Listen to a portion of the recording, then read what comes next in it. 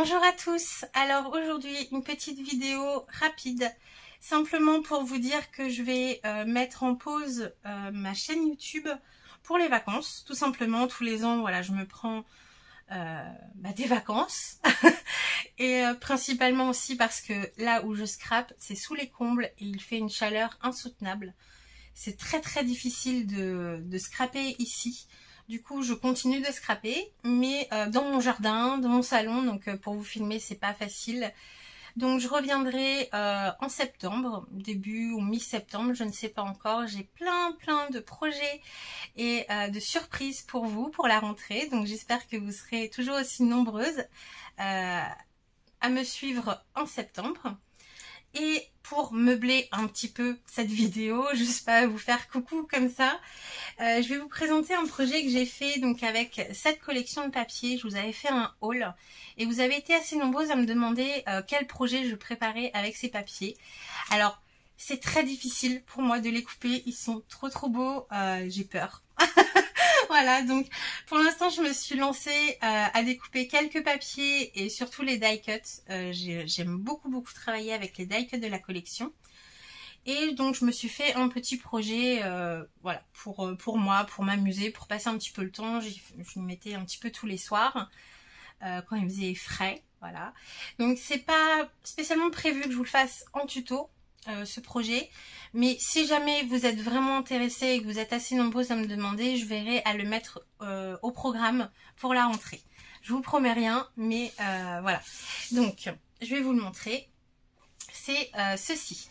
Donc le projet se compose en deux parties. Il y a la boîte que j'ai voulu en forme de boîte de machine à écrire pour rester un petit peu dans le thème. Hop, voilà. Donc avec une partie rectangulaire sur la base et le couvercle en léger arrondi comme ça. Voilà, donc à l'arrière ça tient avec des épingles, des attaches parisiennes. Et sur le devant c'est un petit fermoir comme ceci. Et là devant j'ai fait une petite composition avec les die cuts de la collection. Un petit porte-étiquette, une plume que j'ai voulu un peu mobile avec les chiffres, là je trouvais ça sympa, et 2-3 petites fleurs pour agrémenter. Là sur la décoration extérieure de la boîte, j'ai utilisé du papier noir que j'ai embossé à froid avec un classeur de gaufrage, et je suis venue le travailler avec des encres Distress Oxide et une cire pailletée. Voilà, donc il y a de l'embossage à chaud et de l'embossage à froid. Voilà, deux sortes d'embossage. Voilà, ici je me suis amusée avec les tampons de la collection. Donc voici pour l'extérieur. Et donc quand on ouvre le petit loquet, elle s'ouvre comme ceci. Et à l'intérieur, on y découvre un mini junk, on va dire. Voilà, j'avais pas trop d'idées exactement de ce que je voulais faire. Je voulais simplement m'amuser. J'avais vraiment envie de scraper cette collection. Donc j'ai pas utilisé énormément de papier, hein, beaucoup de die cut. Donc voilà comment il se présente. J'ai refait le même système de papier travaillé, mais cette fois-ci sur du craft pour le junk. Voilà. Quand on l'ouvre ici, on a une pochette. Donc derrière l'appareil photo, hop, ça tient des décos. Ici on a une pochette. J'ai utilisé, alors j'ai découpé un petit peu de papier de la collection, attention, hein, j'ai pas triché, mais j'ai utilisé comme là ici c'est une page d'annuaire, voilà tout simplement. J'ai utilisé des petits papiers voilà imprimés sur Pinterest ou autre qui pouvaient faire un petit peu vintage dans le thème. Donc ici on a une fausse pochette, donc on ouvre comme ceci.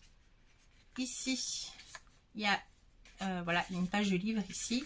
Là, un petit assemblage d'étiquettes qui retient un tag. Voilà. Hop, comme ceci. Il se referme. Comme ça, voilà. Je vous dis, je me suis amusée. Hein. J'ai fait un petit peu au feeling, sans vraiment réfléchir si ça pouvait être intéressant pour vous, la manière de l'expliquer ou préparer un tuto. En général, je réfléchis en amont à tout ça pour vous faire des tutos assez clair. Là pas du tout, hein. Là c'est vraiment je me suis amusée. Bon après c'est le but aussi d'un junk, hein. Donc voilà, ici on a une pochette. Hop. Ici aussi Voilà, où j'ai tout simplement mis un carton. Voilà, une feuille de papier quadrillé. Vous savez que dans tous nos tiroirs, on a forcément des choses qui peuvent nous servir. Ici, c'est une enveloppe. J'ai gardé le cadre. Alors, je fais un petit peu la guerre à mon mari pour pas qu'il ouvre le courrier comme un gros cochon avec son doigt et tout, là. Je me dis, prends un couteau, ouvre-la tranquillement, je la réutilise. Voilà, donc il commence à y arriver. Et voilà, donc vous voyez, ça peut servir aussi. Ici, simplement, des décorations qui retiennent un tag. Ici, j'ai voulu recréer un petit peu un carnet de notes. Donc, j'ai pris des petits morceaux de papier que j'avais vieillis au café. Alors, principalement des chutes qui me restaient. Hein, vous voyez, là, c'est pas très... voilà, simplement comme ça, avec une petite composition de déco ici. Voilà. Ici, on a une pochette avec des grands timbres qui sont dans la collection. Ici, c'est une autre pochette, mais j'ai rien mis dedans. Donc, je vous l'ouvre pas. Et ici, donc comme au début, voilà, on a la pochette biaisée comme ça à la fin. Et ici, j'ai mis un portrait de la collection avec un dies négatif photo. Voilà, tout petit, tout mignon. Je me suis bien amusée à le faire. Donc, n'hésitez pas, si l'un ou l'autre des projets vous plaît, mettez-le en commentaire. Selon le nombre de réponses, je verrai pour vous préparer un petit tuto pour ça. Voilà, donc moi, je vous souhaite de bonnes vacances si ce n'est pas déjà fait. Bon courage pour tous ceux qui travaillent encore ou qui ont repris le travail. Et moi, je vous dis à la rentrée pour plein de nouveaux projets. Bye bye!